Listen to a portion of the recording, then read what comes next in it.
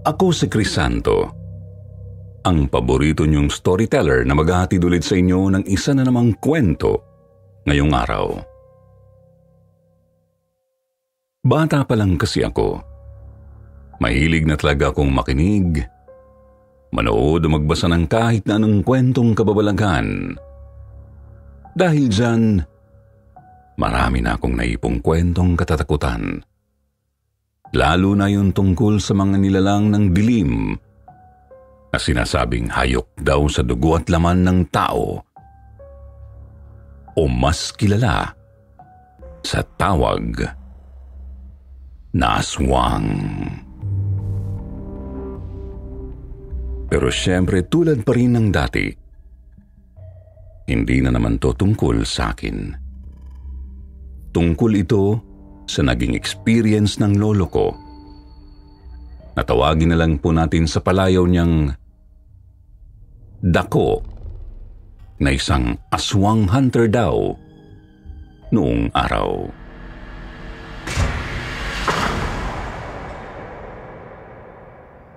Simple lang daw ang buhay noon ng batang si Dako. Nakatira sila sa bukid dahil meron silang malawak na lupa noon sa probinsya nila sa Quezon Province na sinasaka ng tatay niya bilang kabuhayan ng pamilya nila. Pangatlo si Dako sa 5 magkakapatid at siya lang din ang nag-iisang lalaki.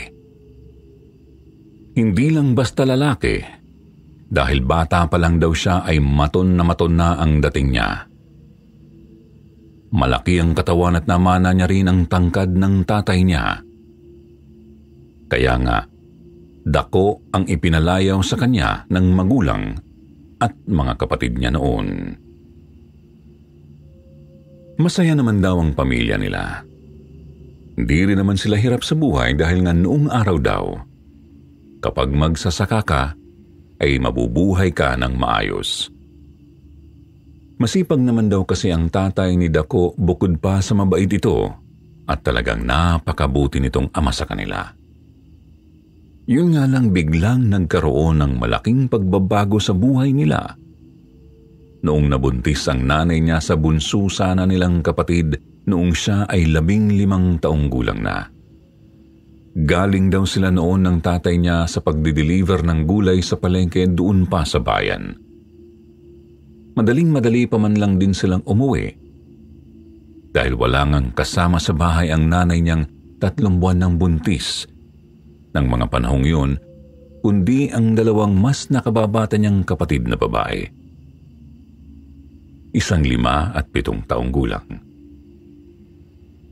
Hindi akalain ni Lolo Dako na ng mga panahong yun ay isang karumal-dumal na eksena ang mauuwian nila sa kanilang bahay. Tatay, bakit ho butas ang bumungan natin? Malayo pa raw si Lolo Dako ay tanaw na tanaw niya na ang malaking butas sa ibabaw ng tinitirhan nilang bahay sa gitna ng bukid. Tapos langhap na langhap daw nila yung umaalingasaw na amoy ng nabubulok na laman na parang nanggagaling dun sa bahay nila. Natatandaan niya raw na napamura pa nga noon ang tatay niya bago nito tinakbo ang pauwi sa kanila. Nahuli raw sa pagsunod si Lolo Dako dahil bago pa siya makahakbang, ay isang napakalaking ibon daw na kulay itim ang nakita niyang lumabas mula sa malaking butas na yun ng bubungan nila. Pagkatapos ay mabilis itong lumipad palayo. Kasunod noon ay ang isang malakas na sigaw daw ng paghihinagpis ang narinig ni Lolo Dako mula sa tatay niyang noon ay nakapasok na sa kanilang bahay. Halos manlumo naman daw si Lolo Dako nang maya-maya pa ay nakita na rin niya ang dahilan ng isinisigaw ng tatay niya. Nanay, sinong may gawa niyan sa'yo? Napatanong na lang daw ng ganon si Lolo Dako kahit na alam niyang hindi na siya masasagot pa ng nanay niya ng mga sandaling yun. Naabutan nilang nakahandusay sa sahig ng bahay nila, doon mismo sa tapat ng malaking butas sa kanilang bubungan. Habang ang bata sa sinapupunan nito ay nakalabas na ang kalahati ng katawan mula sa puwerta ng kanyang ina. Kuya Dako, may pumasok po dito sa bahay natin. Dinukot niya po yung bata sa tiyan ni nanay.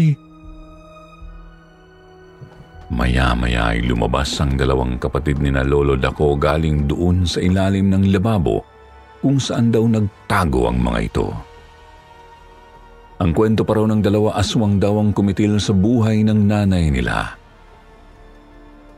Mahaba raw ang dila nito at may malaking pakpak.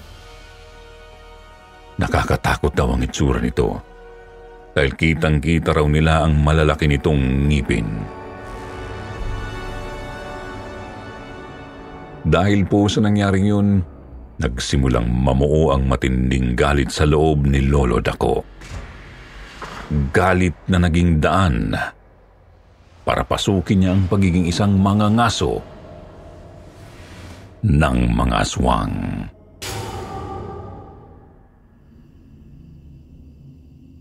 Nang tumuntong si Lolo Dako sa edad na 27, kilalang-kilala na raw sa lugar nila ang pangalang Dako. Siya na raw ang tinatawag noon sa tuwing may mararamdamang aswang sa paligid nila ang mga tao dahil makailang ulit na rin siyang nakahuli at nakapatay ng mga ito. Madali rin namang tandaan ang itsura ni Lolo Dako noong araw dahil trademark niya raw dati ang pagiging long hair. Yun kasi ang panata ni Lolo Dako. Hanggat hindi niya napapatay at nahahanap ang aswang na pumatay sa nanay niya, hindi niya ipagugupit ang buhok niya. Pero dumako muna tayo sa isa sa pinakahindi raw malilimutang experience ni Lolo Dako sa tinagal-tagal ng panahong pagiging aswang hunter niya. Isang experience na muntik na raw magpasuko sa kanya noon sa panghahunting ng mga aswang. Dako, pwede ba kitang makausap? Oh, Alintasing. Malat na padalaw yata kayo rito. Ano atin? Hindi na ako magpapaligoy-ligoy pa. Gusto ko sanang humingi ng tulong sa iyo, Dako. Ito kasing asawa kong si Baldo may nakaalitan doon sa kabilang bayan nung dumayo siya sa piyestahan. Abay, hindi naman niya akalain itong taong napagdiskitahan nilang pagkatuwaan ng mga barkada niya. Hindi pala totoong tao, aswang pala yun, Dako. At ngayon ginugulo niya kami, pati ang mga anak ko.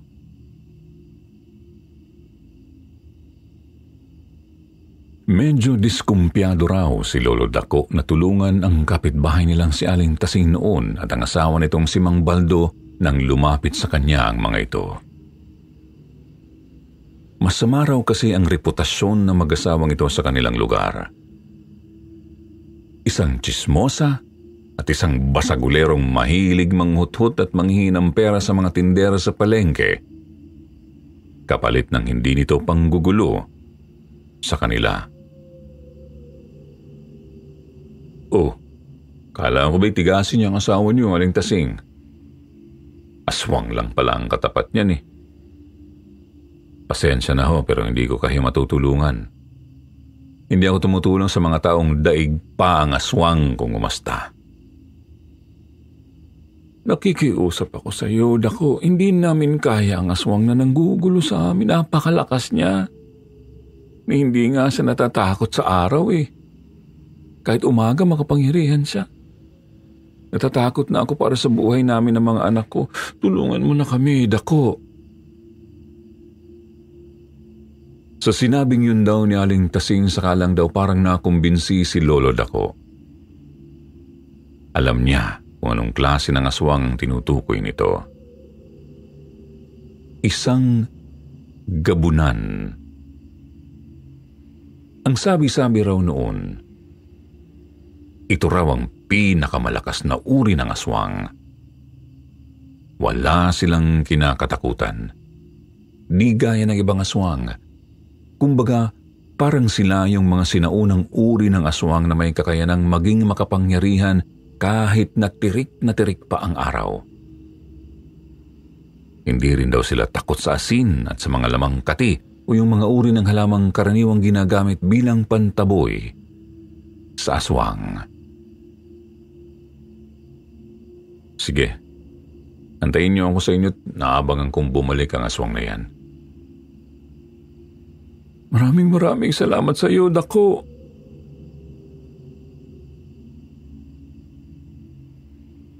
Pinuntahan nga ni Lolo Dako sina Aling Tasing doon mismo sa bahay nila. Eksaktong Biyernes siya nagpunta. Dahil ang sabi nito ay tuwing ganoong araw daw sila binibisita ng gabunan. Umaga pa lang ay nandoon na raw si Lolo Dako at naka-istambay sa likod ng bahay ng mag-asawa. At noong sumapit daw ang bandang 12:00 ng katanghaliang tapat, ay nakarinig na sila ng isang malakas na kalabog sa bubungan ng mga ito. Pagkatapos noon, bigla na lang daw umalingasaw ang napakasangsang at napakabahong amoy malansa sa buong kabahayan nila. Parang bigla rin daw kumulimlim. Parang pati ang panahon nakikisabay din sa takot na nararamdaman ngayon ng mag-asawang Tasing at Baldo. Dinig na dinig daw ni Lolo Dako noon ang angil ng nilalang na nandoon sa bubungan ni na Aling Tasing. Tumatawa pa nga raw ito na parang demonyo. Para daw silang pinaglalaruan at hindi man lang ito natatakot na ipaalam na nandoon lang siya sa paligid nila. Nandiyan na siya, Dako. Yun daw ang nangangatog na sabi ni Mang Baldo kay Lolo Dako. Muntik pa nga raw siyang matawa dahil noon lang niya nakitang nagkaganon ang tigasing siga ng bayan nila. Umalog-alog daw kasi ang malaking tiyan ni Mang Baldo dahil sa takot. At ang madaldal at tsismosang si Aling Tasing ay hindi makapagsalita sa unang pagkakataon.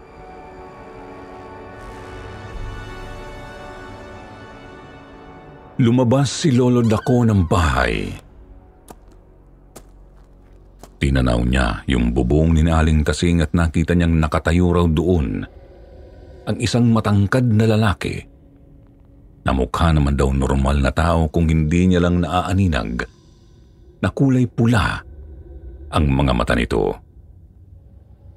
Nakakrus pa raw ang mga braso nito habang nakangiti at pinanonood mula sa bubungan yung nangangatog sa takot na mag-asawa. Ang sabi kasi ni Lolo Dako, tagusan daw talaga ang tingin ng gabunan. Ibig sabihin kahit anong harang ay hindi kayang takpan ang isang tao. Kung gugustuhin nila itong hanapin, maliban na lang umano kung ang mga ito ay magtatago sa simbahan. Hoy, gabunan! Ano bang kailangan mo sa mag-asawa at ayaw mong tigilan ng mga yan? Walang takot na tinawag daw ni Lolo Dako yung aswang na nakangisi naman daw siyang tinapunan ng tingin. Huwag kang makialam, iyo. Labas ka sa away namin ng damuhong Baldo na yan. Hindi naman yan lalaban sa iyo. Ano bang gusto mong mangyari? Ako haharap sa iyo. Pero lalo lang daw ang inisian ng aswang si Lolo Dako. Sa paraan pa lang daw ng pagngisi ng gabunan, medyo na paatras na agad si Lolo Dako. Lalo na nang sa isang kurap lang daw ay nakarating ito agad sa harap niya gayong kanina ay nasa ibabaw pa ito ng bubungan. Huwag mo akong itulad sa mga aswang na napatay mo na, Dako. Hindi ako katulad nila. Parang demonyong sabi raw ng aswang noon kay Lolo Dako na dinagdagan pa raw nito ng mga katagang nagpakilabot sa kanya. Hindi mo ko kaya. Pagkasabi pa raw ng ganun ng aswang, bigla na lang nitong ipinakita kay Lolo Dako na bumubuka na parang isda yung bandang panga nito, at dahil doon, nakita ni Lolo Dako na napakarami nitong ngipin hanggang sa kanyang lalamunan. Para daw siyang biglang na estatwa habang hiningisian siya ng aswang. Sa unang pagkakataon mula nang maging aswang hunter si Lolo Dako ay ito ang unang beses na nakaramdam siya ng napakatinding takot, gayong mas marami naman daw siyang nakaengkwentrong aswang na mas nakakatakot pa ang itsura kaysa nilalang nakaharap niya ngayon. Ang kaibahan daw kasi, hindi naman itsura ang nakakatakot sa kabunan. Sa totoo lang ay mukha lang daw talaga itong tao na mapupula ang mga mata at napakatangkad. Pero sa inilalabas daw na aura nito, nararamdaman daw agad ni Lolo Dako na hindi ito pangkaraniwang tao lang. Wala pa itong ginagawa pero kayang-kaya na nitong pabilisin ng todo ang tibok ng puso niya. Lalo na raw ang uri ng ngisi nito habang tinititigan siya na parang kapag kumrap daw noon si Lolo Dako ay mamamalayan na lang niyang wala na siyang buhay. Parang ganun daw ang nararamdaman niya sa sobrang lakas ng dating ng aswang na ito. Walang dudang ito nga ang pinakamalakas na uri ng aswang sa lahat. Parang bigla daw na blanko ang utak ni Lolo Dako nang bigla itong humakbang papalapit sa kanya. Ang akala niya raw kasi ay susugurin siya ng aswang. Kaya sinimulan niyang ihataw dito ang buntot pagi na kanina pa niya hawak-hawak. Ilang beses ko bang sasabihin sa iyo na hindi tatalab sa akin yan? Bigla daw hinablot ng gabunan ng buntot paging hawak ni Lolo. Pagkatapos ay dinakot nito ang kanyang leeg, sinakal siya nito at iniangat sa ere, kaya hindi raw halos makapalag si Lolo Dako. Mabait naman ako eh. Hindi ako basta-basta nananakit ng tao. Hindi ako masama. Dahil hindi naman lahat ng aswang ay kalaban at pagkain lang ang turing sa inyo. Pero ibang klase ang baldong yan.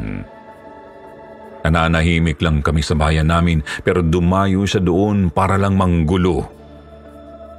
Kaya kailangan may magturo na talaga ng leksyon sa kanya. Hindi kita gustong idamay dito, Dako. Alam ko kung saan galing ang galit mo para sa mga katulad namin.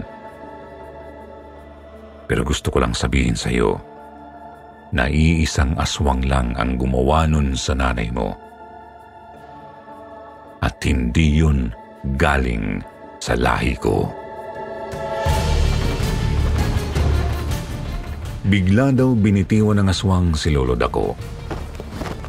Bumagsak siya sa lupa na tulala at naghahabol ng hininga. Pero hindi pa raw siya halos makakahuma noon nang bigla na naman siyang damputin ng gabunan at sa isang igla pa inilipad siya nito sa ere. Talagang nawalan daw ng ulirat si Lolo Dako nang makita niyang sobrang taas na ng nararating nila sa himpapawid sa pamamagitan lang ng malalakas na pagtalon ng gabunan. Nagising na lang daw siya nang tampal-tampalin nito ang mukha niya. Gusto mong makaganti, di ba? Dito mo ibuhos ang galit mo, Dako, habang ako. Hayaan mo ring turuan ko ng leksyon ang taong nanakit sa amin ng pamilya ko. Bigla na lang daw siyang iniwan ng gabunan sa harap ng isang kubo na sa palagay niya raw noon ay nasa loob ng isang gubat.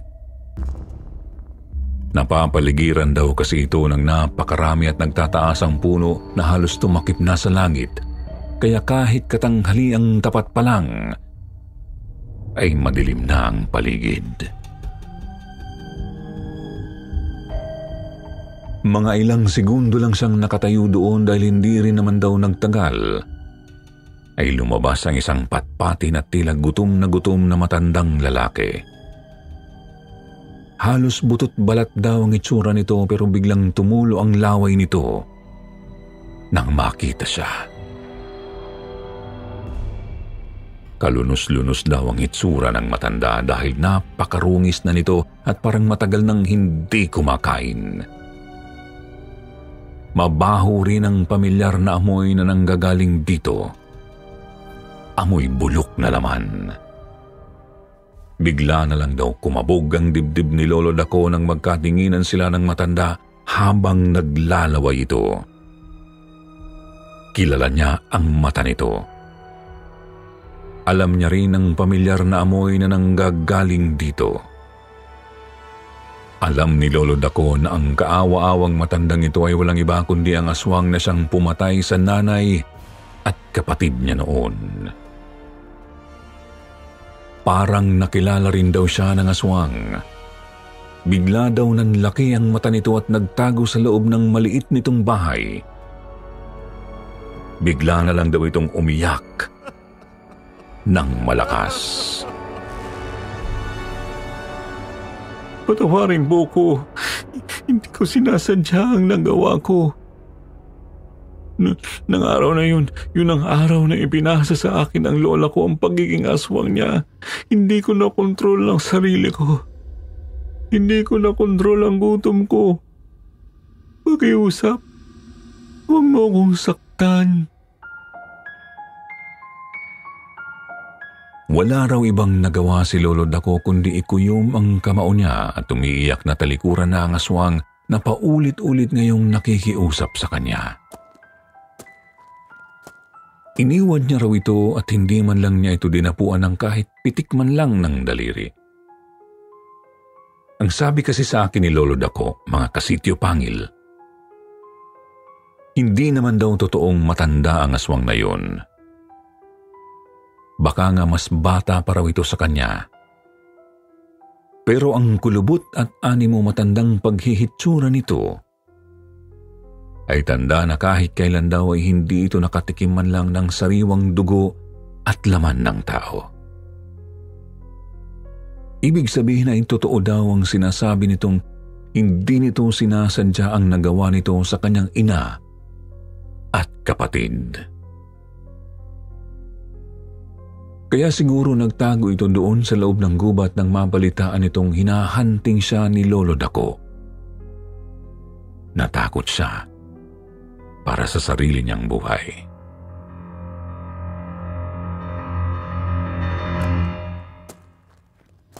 Bumalik daw si Lolo Dako sa bahay ni Aling Tasing at nakita niyang tinatakot pa rin ng gabunan ng mag-asawa. Niyuyug-yug daw nito ang buong bahay ng dalawa. Pero bigla na lang daw itong huminto nang makita siya. Hindi mo sinaktan ang aswang na pumatay sa nanay mo? Bakit? Nakakunot daw ang noo ng gabunan. Nagtataka sa ginawa ni Lolo Dako. Tulad mo, alam kong hindi rin niya gustong manakit ng tao. Naiintindihan ko na ngayon na hindi niya sinasadya ang nagawa niya kay inay. Kaya, pinapatawan ko na siya. Ilang minuto rin daw siyang tinitigan ng gabunan. Hanggang sa maya-maya ay nilapitan siya nito at tinapik nito ang kanyang balikat. Kung ganon, dapat siguro ay gayahin kita, bata. Hanga ako sa iyo, Dako.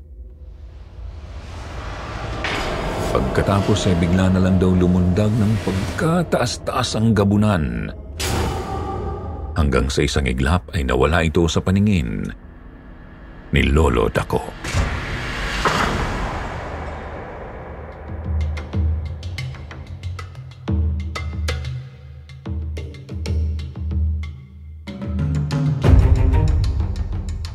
Pagkatapos ng nangyaring yun ay minabuti raw ni na Aling Tasing na umalis na lang sa lugar na yun at manirahan sa ibang bayan, sa takot na baka balikan pa rin sila ng aswang. Samantalang si Lolo Dako naman, sa wakas ay ipinaputol na rin ang buhok niya bilang tanda na dumating na rin ang araw na natanggap niya ng wala na ang kanyang ina. Doon na rin daw po siya tumigil sa pagiging mangangaso ng mga aswang. Dahil napag-isip-isip niya na mas magiging maganda ang buhay niya kung wala siyang kinikimkim na galit sa kahit na sino. Hanggang sa makilala niya na ang lola ko at nagkaroon sila ng sarili nilang pamilya.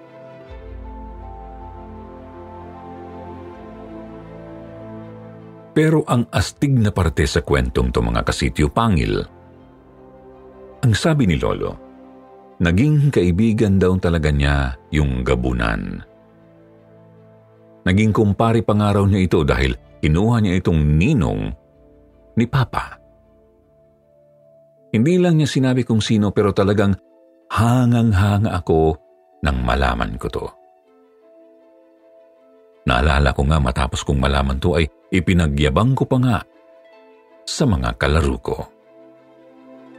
Anyway, sana ay nagustuhan niyo ulit ang kwentong to. Marami pa akong baon kaya kung gusto niyong magpadala ako ulit ng sulat dito, mag-comment lang ho kayo. Ako nga pala ulit si Chris Santo. Isang simpleng taong mahilig mangolekta ng iba't ibang kwentong aswang na pwede ko rin namang ibahagi sa inyo. Sa ngayon ay dito ko natatapusin ang kwento ng inkwentro ni Lolo Dako sa aswang na gabunan. Maraming salamat sa pakikinig nyo. Hanggang sa susunod.